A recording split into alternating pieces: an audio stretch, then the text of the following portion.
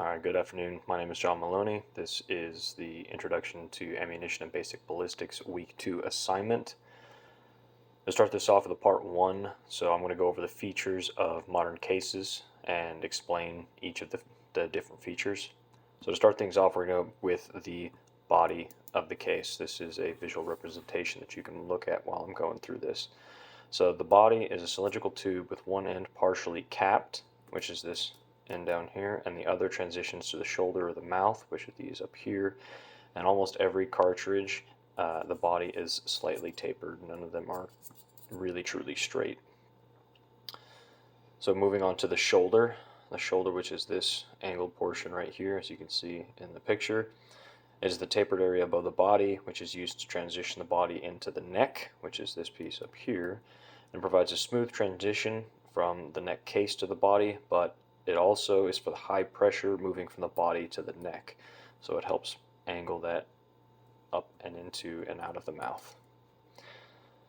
Moving on to the neck, which is this portion right up in here, the neck isn't on all cartridges, so it places tension on the bullet to prevent unintentional movement, supports and aligns the bullet to the bore, and it may or may not have a crimp on the end of it.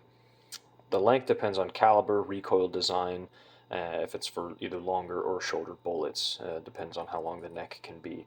And when I say that the neck can be on some cartridges but not all of them, for instance, this is a pistol cartridge. This does not have a neck. It just goes straight from a body into the mouth, into the bullet.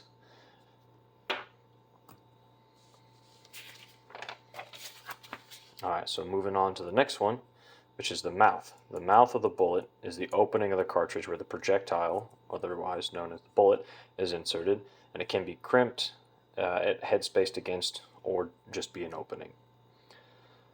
So moving on to the next one is the cantilever, which prevents the bullet from being pushed too far into the case. The cantilever is typically on the inside of the case, and it's just a slight little rib, and that just prevents the bullet from being pushed too far into the case.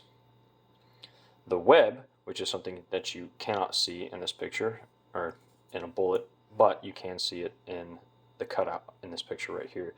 So the web is referring to the space that's at the bottom of the hollow portion of the body before the head, which is this portion right here.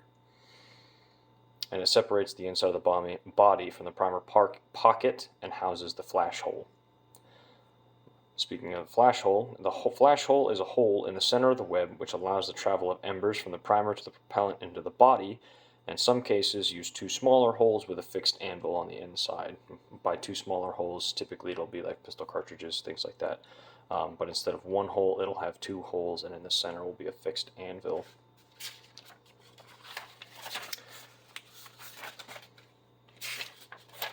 Moving on to the head of the cartridge.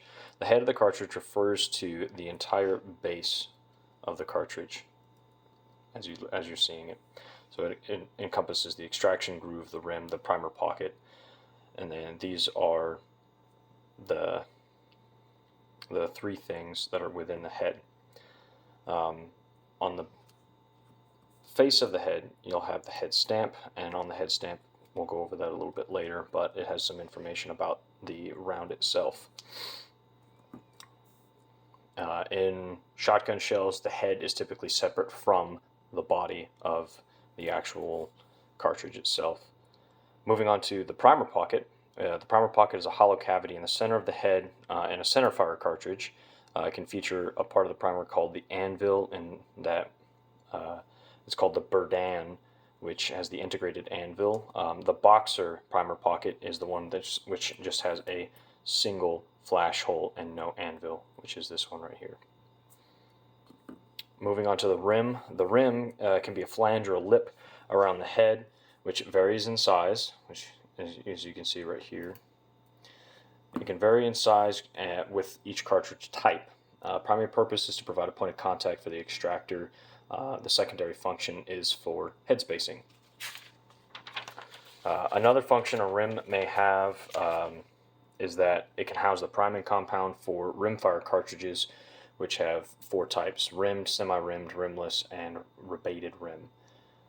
Moving on to the extractor groove. So the extractor groove is a channel that is cut into the case body directly above the case rim, and its purpose is to provide a relief for the extractor's claw. It's found on almost every single case except for rimmed cartridges. A belt is a band along the bottom of the body, which is this right here, and it is just above the exterior groove. Cartridges with a belt is going to be designated as belted or belted magnums. The head stamp, as we stated before, the head stamp is a marking or series of markings used to identify the cartridge. So in this particular one, this is a 7mm Remington Magnum, and then it's got Norma, which is the manufacturer.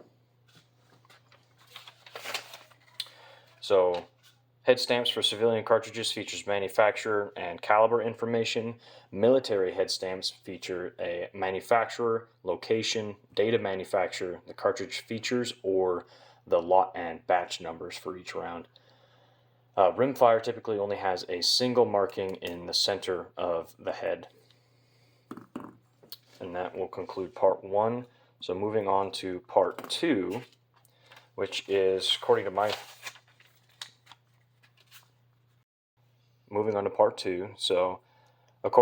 my research, any weakness in the modern case design and what can be improved on. So I believe that the cartridge material has got to be a weakness in the modern design. When we continue to use brass, I feel we limit ourselves to the pressure that a cartridge can withstand. And if we can either find or create a new case material, either through chemistry or some sort of bonding process, I feel like we can improve ballistics, and we can have bullets travel further than what we even seem possible now. Moving on to part 3. So part 3, it is, in all of the casing types, how do you measure headspace? Well, first of all, what is headspace? Headspace is a distance from the bolt face to a reference line on part of a shell casing that stops it from moving forward.